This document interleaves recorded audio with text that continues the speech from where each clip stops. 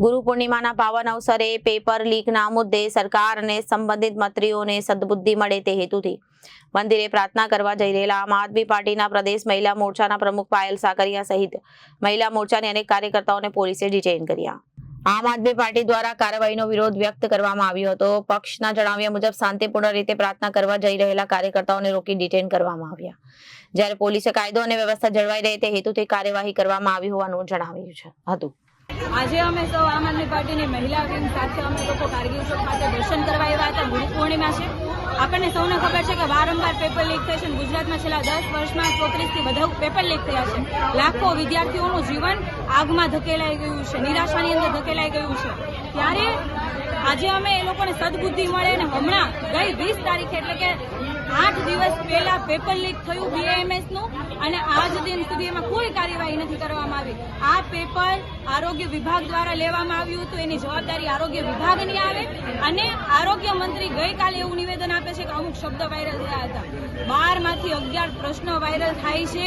લાખો યુવાનોનું ભવિષ્ય અંધકારમાં જતું રહે છે અને આ ધારાસભ્ય એટલે કે અમારા કામરેજ વિધાનસભાના ધારાસભ્ય અને રાજ્યના આરોગ્ય મંત્રી એવો જવાબ આપે છે અમુક શબ્દ વાયરલ થયા હતા, તો એનો મતલબ એવો આખું પેપર બેઠે બેઠું છપાઈ જાય તો જ માનશે। બાકી 12માંથી 11 પ્રશ્નો લીક થયા તો લીક નથી થયા કહેવાતા। શરમ આવવી જોઈએ, શરમ કે પેપર લીક થયા પછી એમાં કડક આદેશો આપવા પડે અને જે લોકોએ પેપર લીક કર્યું છે એમના વિરુદ્ધ કાયદેસરની કાર્યવાહી કરવામાં આવે। છેલ્લા 10 વર્ષમાં શું કાર્યવાહી કરી પેપર લીક ના થાય એના માટેના તમારી ભાજપ સરકારે શું આયોજનો કર્યા? દર વખતે પેપર લીક થાય, 10 વર્ષમાં 34 પેપર લીક થવા કઈ નાની વાત નથી। આમાં સામાન્ય માણસ શું કરે? પણ આ તો તમારી પાસે બી શું બોલીને ફાયદો છે? કારણ કે તમે પોતે 4 કરોડના ફ્લેટમાં રહ્યો, 2 કરોડના કાર્યાલયની અંદર બેસો અને તમારો દીકરો તો વિદેશમાં ભણે, તો ગુજરાતના સામાન્ય લોકો માટે તમે શું કરવાના? પેપર જ ફોડવાના, તમારા કમલમને તમારા ઘર જ ભરવાના। અને તમને એવું લાગતું હોય કે આજે અમે જ્યારે ભેગા થયા છીએ તમે પોલીસના ડબ્બા અને મોટી મોટી ગાડીઓ મોકલી દીધી, અમારા ઉપર દમન કરાવડાવશો, તો શું અમે બી જશું? ના તો અમે તમારાથી બીએ છીએ, ના તો તમારા પોલીસથી ડરીએ છીએ, ના તમારા પોલીસની લાઠીઓથી ડરીએ છીએ।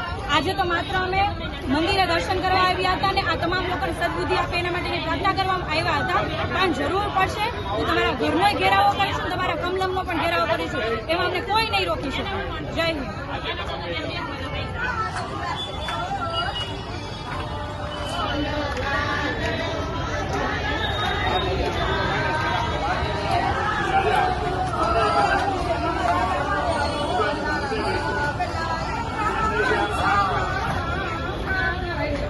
ब्यूरो रिपोर्ट जनादेश न्यूज।